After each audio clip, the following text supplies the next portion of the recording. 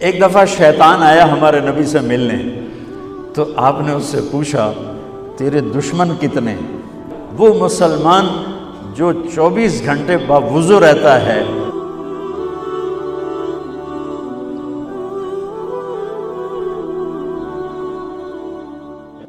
پانچ نمازیں ہیں، 30 روزے ہیں، زکوٰۃ اور حج مالداروں پر ہے۔ نماز ہماری بیس ہے، نماز کے بغیر معاشرے کی بنیاد نہیں بن سکتی۔ کسی حال میں بھی نماز معاف نہیں ہو سکتی۔ 14-15 صدی میں اگر نماز کی گنجائش مجھے نظر آتی ہے تو کربلا کے میدان میں حسینی قافلے کی نظر آتی۔ نہ پڑھو، تلواریں برس رہی ہیں، چند گھڑیاں باقی ہیں گردنوں کے کٹ جانے میں، اب نماز پڑھو یا نہ پڑھو گردن کٹنے والی ہے۔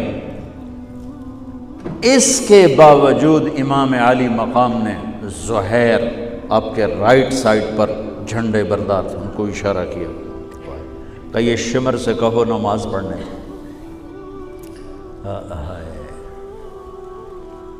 تو انہوں نے آگے بڑھ کے کہا نماز پڑھنے دو، تھوڑی دیر کے لیے رک جاؤ۔ وہ کہنے لگا ہماری تلوار نہیں رکے گی۔ انہوں نے آ کر کہا یہ جواب ہے۔ امام عالی مقام نے فرمایا پھر نماز بھی نہیں چھوٹے گی۔ جی میٹنگ تھی، نماز یاد نہیں رہی، میٹنگ بڑی لمبی ہو گئی، نماز چھوٹ گئی، سارے دروازے بند کر دیے۔ حالانکہ اللہ کی قسم اگر یہ قافلہ نماز نہ بھی پڑھتا تو ان کے لیے جنت کے دروازے کھل چکے تھے، چونکہ جنگ سے پہلے آنکھ لگی، آنکھ کھلی تو مسکرائے۔ تو بہن نے پوچھا یہ کوئی ہنسنے کا وقت ہے؟ موت سر پہ کھڑی، کہنے لگے یہی تو ہنسنے کا وقت ہے۔ خواب میں اللہ کے نبی آئے ہیں، کہہ رہے ہیں بیٹا میں لینے کے لیے آ چکا ہوں۔ پھر نماز نہیں چھوڑی۔ تو پی آئی اے والا کہہ سکتا ہے کہ جو میں جہاز اڑا رہا تھا نماز چھوڑ گئی؟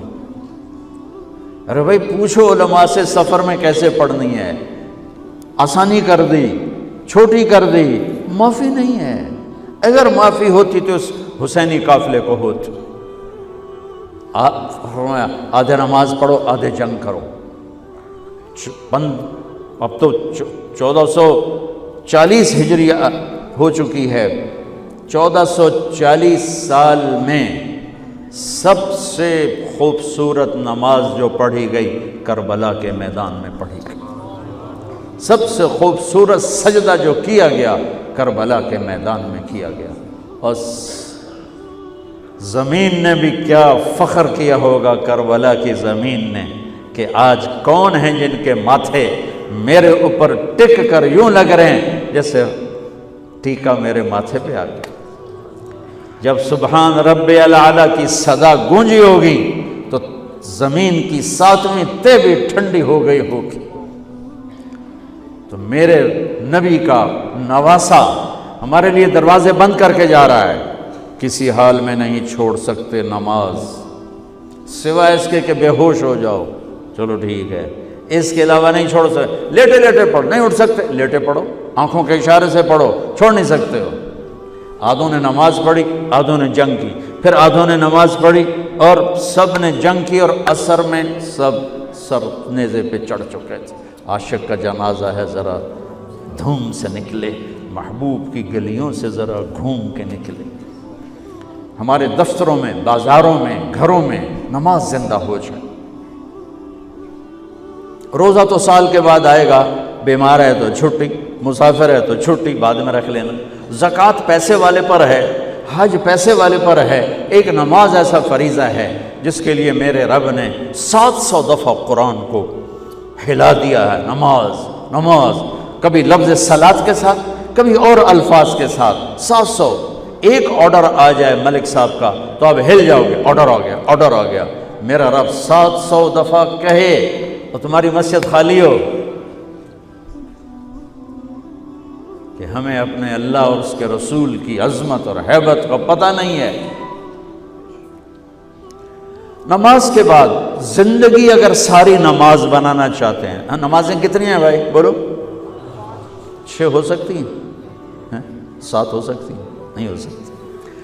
اگر ساری زندگی نماز بنانا چاہتے ہو کہ میری پوری زندگی نماز بن جائے، چاہے میں آفس میں ہوں، چاہے میں جوڑیا بازار میں ہوں، چاہے میں جہاز اڑا رہا ہوں، چاہے کھوتا ریڑی، ایک حدیث سناتا ہوں، صرف ایک حدیث، اس ایک حدیث پہ عمل ہو جائے تو ساری زندگی عبادت بن جائے گی، ساری زندگی بندگی بن جائے گی۔ میرے نبی نے فرمایا اربع اذا کانت فیک، کہ میری امت 4 باتیں لے لو۔ میں قربان جاؤں، میرے نبی بڑے بڑے وظیفے نہیں بتاتے تھے، اپنی امت کو مشقت میں ڈالنے سے بچتے تھے، چھوٹے چھوٹے وظیفے بتاتے۔ ایک صحابی ہے، یا رسول اللہ تنگی ہے رزق کی، کوئی وظیفہ بتائیں۔ کتنے لمبے لمبے وظیفے لوگ پڑھ رہے ہیں کہ کاروبار کھل جائے اور روزی بڑھ جائے، کتنے لمبے چوڑے، کتنے کتابوں میں ایڈے ایڈے بڑے وظیفے لکھے پہ، پڑھوں یہ بندہ بڈھا ہو جائے۔ میں قربان جاؤں یا رسول اللہ آپ کی شفقتوں پر، آپ کی رحمتوں پر، سنو یہ کرو، میری بات نہیں ہے، میرے نبی کی بات ہے۔ تجربے کی وجہ سے کرو گے تو کچھ نہیں ملے گا، یقین سے کرو گے تو دروازے کھلتے دیکھو۔ کہ یا رسول اللہ ارید ان یوسع علی رزقی، میں چاہتا ہوں میری روزی کھل جائے۔ تو آپ نے کہا ادم علی الطہارہ یوسع علیک رزقک، تو باوضو رہا کر تیرا رزق کھل جائے۔ کوئی زور لگتا ہے وضو؟ تمہارے یہاں تو سردی ہوتی ہی کوئی نہیں کہ بھئی ٹھنڈا پانی ہے کیسے وضو، یہ تو ہمارے لیے مسئلہ ہے کہ بھئی ٹھنڈا پانی ہے کیسے وضو کرو۔ وہ ہمارے گاؤں کا مراسی مجھے مل گیا، میں نے کہا چل نماز پڑھے گی، نہیں جی میاں جی سردی بڑی، نہ لے جاؤں سردی بڑی، مراسیوں کو سردی زیادہ لگتی ہے۔ میں نے کہا نہیں آج تک نماز پڑھا کے چھڑنا ہے۔ میں اس کو لے کے جب وہ ٹوٹی پہ بیٹھا نا، جو ہی ہاتھ پہ پائیں، اوہ حالے ہو ٹھنڈا پانی، اوہ حالے ہو ٹھنڈا پانی۔ تمہارے لیے تو یہ مسئلہ بھی نہیں کہ ٹھنڈا پانی۔ میرے نبی کی یہ سارا مجمع لے لو، یہ اوپر مستورات لے لیں، ادم علی الطہارہ یوسع علیک رزقک۔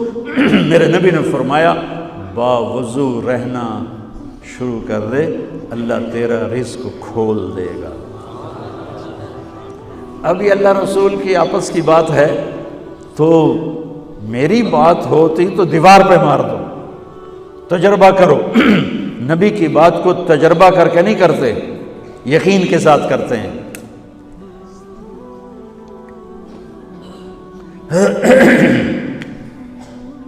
ادم علی الطہارہ یوسع علیک رزقک، باوضو رہا کر۔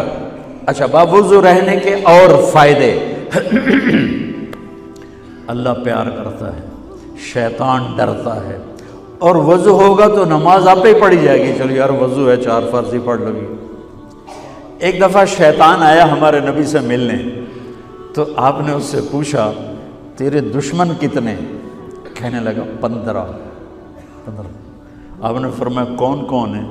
کہنے لگا پہلا تو تھوڑا ہی نمبر ہے، پہلا نمبر تو تھوڑے نال میرا لگو ہے۔ پھر کہنے لگا وہ مسلمان جو 24 گھنٹے باوضو رہتا ہے وہ میرا بڑا دشمن ہے۔ جو باوضو رہتا ہے اور باوضو سوتا ہے، ایک فرشتہ اس کے لیے بندگی کا ثواب لکھتا رہتا ہے۔